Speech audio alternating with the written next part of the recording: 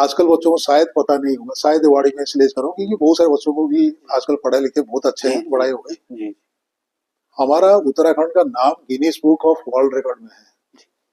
Guinness book world record में है, मतलब चंपावत का एक मैन ईटर होता था 1907 में, जी जो 438 लोगों को मारा था, जी 438, जो कि अच्छा अच्छा पूरी वर्ल्ड में इतने संख्या में कोई एक जानवर के द्वारा नहीं मारा गया।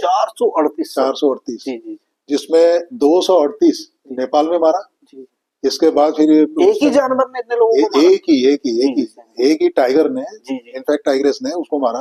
जी फिर वो उत्तराखंड में आ गया चंपावत में, जी क्योंकि बाघ को तो पता नहीं है भारत का नेपाल का जी है। जी हाँ जी बिल्कुल यहाँ आने के बाद 238 लोगों जी को, जी इसके बाद जी कॉर्बेट साहब ने जी उसको मारे। जी जी और कॉर्बेट साहब का नाम उत्तराखंड से सिनोनिमस है, क्योंकि बहुत सारे लोगों ने जी यहाँ पर आते हैं कॉर्बेट टाइगर रिजर्व को देखने के लिए। जी तो सिमिलरली एक लेपर्ड भी था, हम्म, वो भी उस टाइम पे कॉमनवेल्थ में जितने सारे कंट्रीज थे, क्योंकि ब्रिटिश टाइम था, जी जी वो मैन ईटर ऑफ रुद्रप्रयाग था, जी 125 जी लोगों को मारा था। जी और हमारा कुमाऊं में एक पनार करके जगह है, जी वहां पर एक लेपर्ड था जिसने 400 लोगों को मारा था। जी तो इसलिए उत्तराखंड का अगर वाइल्ड लाइफ दृष्टि से अपने इतिहास में देखेंगे तो बहुत सारे कुख्यात नरखादक, जिसको हम मैन ईटर्स बोलते हैं, वो यहाँ पर हुआ करते थे।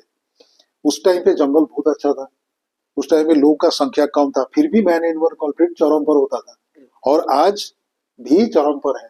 इस साल का अगर बात देखेंगे तो कई सालों के बाद भालू के द्वारा इतने आतंक हुआ हमारे यहाँ। जी अगर मैं एक सामान्य स्वरूप से आपको आंकड़े के द्वारा समझाना चाहूंगा ना, 2020 में जितने संख्या के भालू के द्वारा घायल किया गया था, उससे कम अभी हुआ है।